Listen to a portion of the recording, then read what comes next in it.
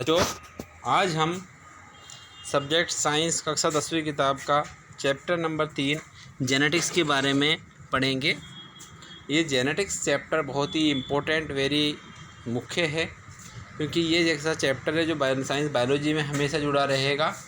ये कभी नहीं हटने वाला चैप्टर है। इस चैप्टर के लिए आपको ध्यान से इसको पढ़ना है, ताकि 9th से 10वीं क्लास में आगे बायोलॉजी में जब भी आप रखोगे तो उसमें आपकी आसानी रहेगी इसको समझने में। तो हम साइंस के इस चैप्टर के बारे में पढ़ रहे हैं ताकि जेनेटिक्स क्या है, यानी आनुवंशिकता क्या है, किस वैज्ञानिक ने इस पर अध्ययन किया था और ये क्या बताता है, किसे हम जेनेटिक्स के नाम से जानते हैं। तो जेनेटिक्स यानी आनुवंशिकता क्या है कि माता पिता एवं अन्य पूर्वजों की गुण या संतानों का अवतरित होना आनुवंशिकता कहलाता है। जीव विज्ञान में आनुवंशिकता का अध्ययन जेनेटिक्स के अंतर्गत किया जाता है। यह संतति में पैतृक लक्षणों के संचरण को आनुवंशिकता कहते हैं।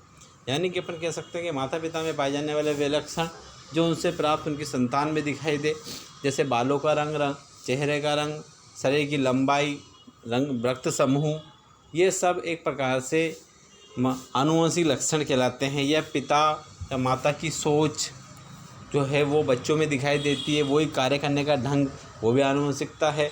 तो ये सब एक आनुवंशिकता के प्रकार होते हैं जो बच्चे में दिखाई देते हैं।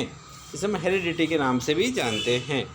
अब ये आनुवंशिकता के बारे में किसने अध्ययन किया था, क्या था? तो आनुवंशिकता पे ये जो फोटो दिखाई दे रहा है ये है ग्रेगर जॉन मेंडल, जिन्होंने आनुवंशिकता के बारे में बताया था। ये आनुवंशिकता के जनक यानी फादर ऑफ जेनेटिक्स माने जाते हैं। ये ऑस्ट्रेलिया के रहने वाले थे और इन्होंने संपूर्ण आनुवंशिकता के बारे में अपना पूरा जीवन बताया है और इनको मरने के बाद उपलब्धि हासिल हुई थी। देखो, इनके जीवन के बारे में थोड़ा अपन जानते हैं। इनका जीवन परिचय ये भी इम्पोर्टेंट आता है 10वीं क्लास के बोर्ड के एग्जाम में। तो जीवन ग्रेगर जॉन मेंडल का जन्म 22 जुलाई 1822 को हुआ था। ये एक जर्मन भाषी ऑस्ट्रेलिया ऑगस्टियन पादरी वैज्ञानिक थे। इन्होंने आनुवंशिकता का जनक कहा जाता है। उन्होंने मटर के दानों पर प्रयोग कर आनुवंशिकता के नियम निर्धारित किए थे। देखो, इनके और अपन जानते हैं कि ये ऑस्ट्रेलिया के हेंजेडर प्रांत के सिलिसिया गाँव के रहने वाले थे। इनकी और एक गरीब किसान परिवार से थे। इन्होंने प्राथमिक पढ़ाई वहीं पर करी थी। दर्शन शास्त्र में भी डिग्री हासिल की थी, लेकिन इनकी जिज्ञासा हमेशा कोई नई चीज़ करने में, खोज करने में ही रहती थी।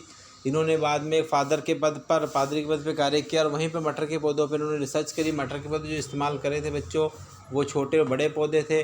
दोनों तरह के नस्ल के मटर के पौधों को इस्तेमाल किया। मटर के पौधे का बायोलॉजी का नाम जानते हो बच्चों क्या होता है? Pisum sativum.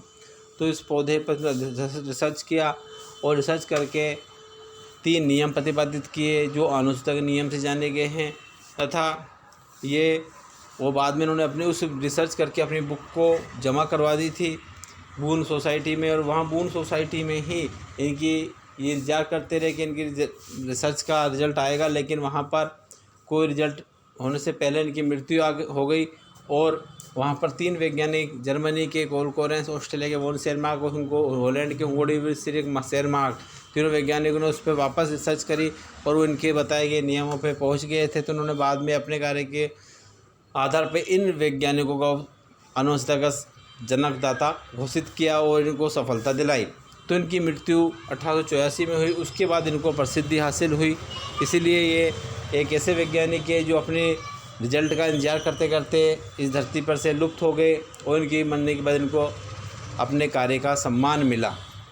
Gregor John Mendel बच्चों को पढ़ाने के साथ ही रिसर्च भी किया करते थे। मेंडल के दिमाग में एक विचार पैदा थी कि एक पीढ़ी से लक्षण दूसरी पीढ़ी में कैसे जाते हैं, यानी एक पीढ़ी दूसरी पीढ़ी में और वो गुण कैसे चल जाते हैं, वो आकार, आकृति, रंग कैसे चले जाते हैं। उन्होंने इस प्रश्न का उत्तर ढूंढने के लिए चूहों पर अपना अनुसंधान शुरू किया था, लेकिन जिस चर्च में इस तरह के प्रयोग करने की मनाही थी, इसलिए मेंडल ने मटर के पौधों को ही अपना प्रयोग के लिए चुना। और इस रिसर्च में उन्होंने मटर के पौधों के बीच के संकरण करवाया था। इसमें वे अलग अलग गुणों वाले पौधे लेते थे, उनमें प्रजनन करवाते थे और आपस में प्रजनन करवा के एक नए रिसर्च पर अनुसंधान करते थे। मटर का पौधा क्यों चुना, इसका भी पीछे एक कारण था कि मटर का पौधा एक वर्षीय पौधा है। मटर में विभिन्न लक्षण स्पष्ट दिखाई देते हैं तथा ये लक्षण भली भांति परिभाषित थे। इन्हें आसानी से उगाया तथा क्रॉस किया जा सकता था। मटर का पुष्प संपूर्ण नर व मादा जननांग एक ही पुष्प में मिलते हैं। ये आसानी से उगाए जा सकते हैं। इन्हें आसानी से विसर्जन किया जा सकता है। इन लक्षणों के आधार पर इन्होंने मटर का पौधा चुना और मटर के पौधे को इन्होंने चुनकर अपना संपूर्ण कार्य किया और एक अनुसंधान करके सफल हुए। तो इन्होंने मटर के पौधे का विशेषता में पढ़ते हैं अब क्यों चुना कि एक तो 1 वर्षीय मटर में विभिन्न लक्षणों व स्पर्श दिखाई देते हैं, इन्हें आसानी से उगाया जा सकता है। मटर का नाम और मादा दाने द्विलिंगी पुष्प होते हैं इन्हें, और ये आसानी से विषय में आसानी से क्रॉस किया जा सकता है और आपस में क्रॉस होकर नए पौधों का निर्माण कर सकते हैं। इसलिए अब जो लक्षण उगाए उन फली आकृति में उन पुष्पों में कुछ लक्षण दिखाई दी ने मटर के प्रयोग के 7 लक्षण के नाम से जानते हैं।